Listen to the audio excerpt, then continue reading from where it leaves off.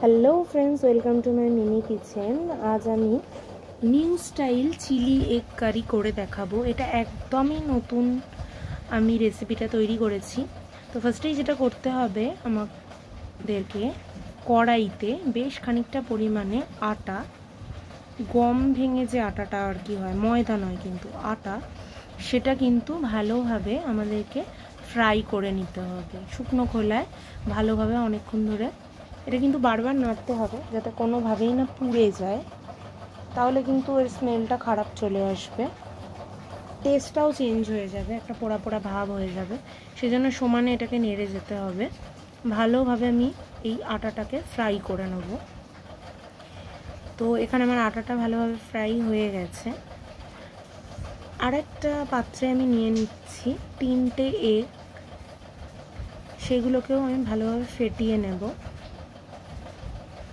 নিয়ে নিলাম 3টে এগ, তার সাথে দিয়ে দিচ্ছি কাঁচা লঙ্কা ভালোভাবে চপ করে রাখা, তার সাথে দিয়ে দিচ্ছি ক্যাপসিকাম ভালোভাবে চপ করা, পেঁয়াজ, আর তার সাথে দিয়ে দেবো রসুন, আদা, সমস্ত কিছু ভালোভাবে কিন্তু চপ করে নিতে হবে। আর স্বাদ মতন আমি এখানে দিয়ে দিলাম নুন, গোলমরিচ পাউডার,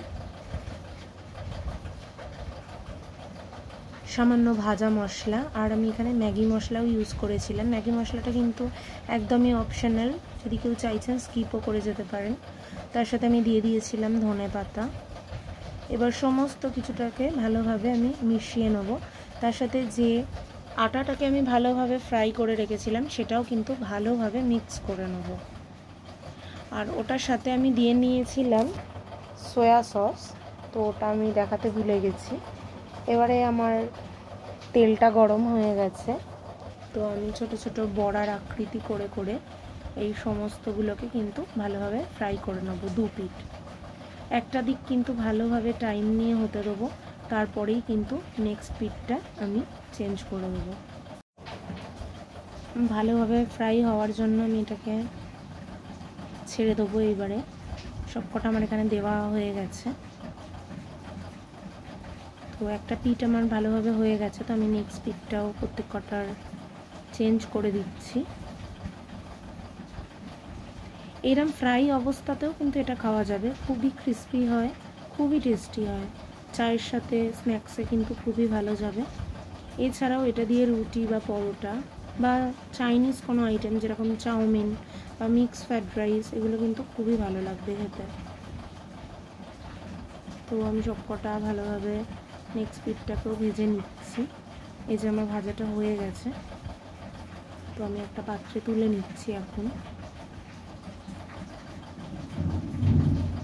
একটু টাইম হাতে বেশি থাকলে তবেই কিন্তু এই রান্নাটা করা পসিবল, কারণ আটাটাকে ভাজতেও একটুখানি টাইম লেগেছিল আমার। তারপরে এই বড়াগুলো বানিয়ে নিয়ে তারপরে কিন্তু গ্রেভিটা রেডি করব। তার জন্য আমি দিয়ে দিলাম চপ করা কাঁচা লঙ্কা, তার সাথে দিয়ে দিলাম চপ করা গার্লিক, এর সাথে আমি দিয়ে নিচ্ছি ক্যাপসিকাম, পেঁয়াজ বড় বড় চৌকো চৌকো করে কাটা, যেরকম চিলি চিকেনে থাকে আর কি। তো এটা খালি chilli egg curry, new chilli egg curry. তার সাথে আমি আরও খানিকটা ভাজা মশলা কিন্তু এখানে অ্যাড করে দিলাম। এবার এগুলোকে একটু সামান্য সেদ্ধ হতে দিয়ে দেবো।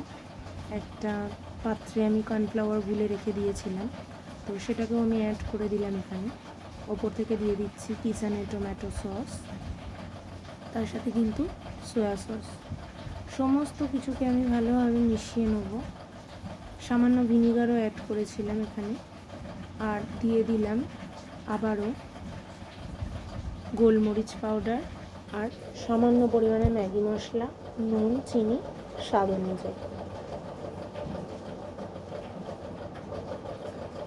ভিনিগার না ইউজ করে কেউ যদি চাইছেন তাহলে পাতিলেবুর রসও ইউজ করতে পারেন। ওপর থেকে আমি খানিকটা ধনেপাতা অ্যাড করে দিলাম। কেউ যদি চাইছেন স্প্রিং অনিয়নও অ্যাড করতে পারেন, আমার এখানে ছিল না তাই আমি দিতে পারিনি। তো ভালোভাবে আমি মশলাটাকে কিন্তু কষিয়ে নেবো।